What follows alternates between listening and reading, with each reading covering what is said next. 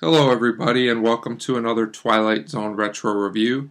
Today it is Season 1 Episode 10, Judgment Night, written by Rod Serling and starring Nehemiah Persoff as Mr. Carl Lancer.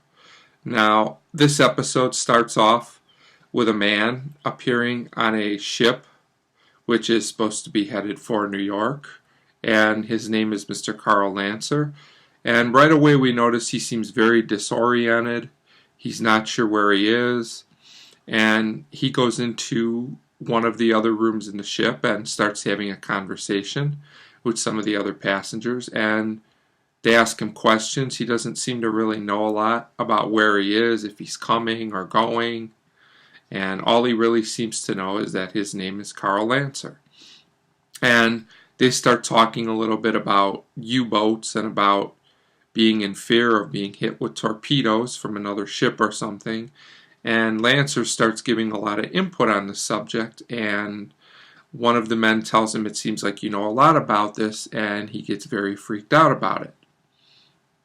And he just seems to be getting more and more confused as time goes on. So he says he's not feeling that well and he's going to go rest. And on his way to his cabin, he talks to another one of the passengers. Her name is Miss Stanley. And he talks to her about how he's not feeling that well, but how he seems to have a sense of things happening, the same thing happening over and over again. And she talks about how this can happen to people, how you can feel like you've had the same conversation, you've been in the same place, things like that. So the next place we go is to his cabin, where he sees some type of what looks like a captain's hat with his name on it. And it's almost like he's still not sure what's going on, but he's starting to feel more and more of a sense of doom, almost like he's in a nightmare.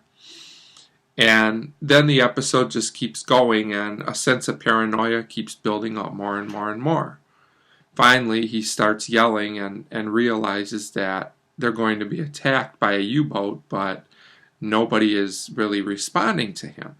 And he starts seeing images of the other passengers, but they're coming and going. They're like fading in and out, disappearing. And this is played up pretty well. It's a little dramatized, like a lot of things on TV were at this time, maybe a little over dramatized, but for the most part it's played up pretty well.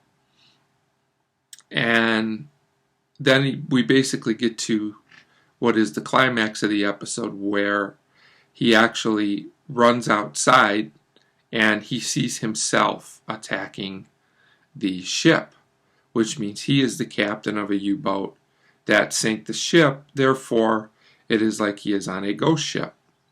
And I have to say that the attack is done pretty well for TV of its time. The effects look pretty good. It's really the first time I can recall that Twilight Zone's had an action scene. And it's done pretty well. And after the attack, we see various passengers that we came to know throughout the episode meet their demise in one way or another. And when all that's over, Carl Lancer falls into the water, and a few moments after that, we cut back to him in what looks like his regular ship. And one of his officers comes in and tells him he's nervous about, killing men and women without any warning, attacking them, and that there might be some kind of, like penance that they have to pay for this. And the captain just keeps dismissing it and telling him not to worry about it and things of that nature. But what really happens is then at the end, right before Rod Serling's narration, it shows him like he's going to re-enter the ship over and over. So it's like a continuous loop where he keeps reliving what he did over and over and over and revisiting the ghost ship. And it's an interesting concept about how something can just keep happening over and over and over. I guess until it would have been nice to see it explored a little bit more, like if you could learn something from it, would it stop happening?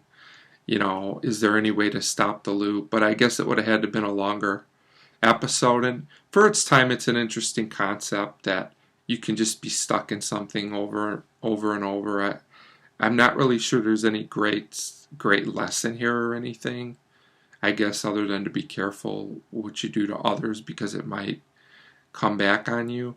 But it's just kind of an okay episode. It's not really great or terrible. It's just kind of there. It's not really an episode you hear a lot about anymore from season 1, and I think it's just because it's kind of a like just their episode.